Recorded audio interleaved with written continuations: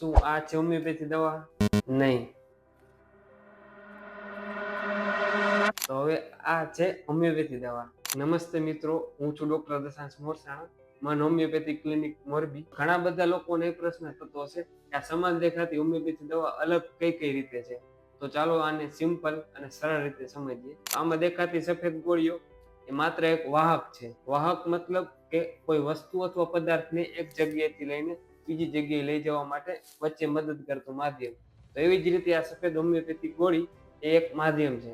તો આ સફેદ ગોળીઓ તમારી હોમિયોપેથી દવાને શોષીને તમારા શરીરના યોગ્ય પાર્ટ સુધી પહોંચાડવામાં મદદ કરે છે. અને આ છે હોમિયોપેથી દવા. આ દવા ઘણા સ્ત્રોતમાંથી બને છે.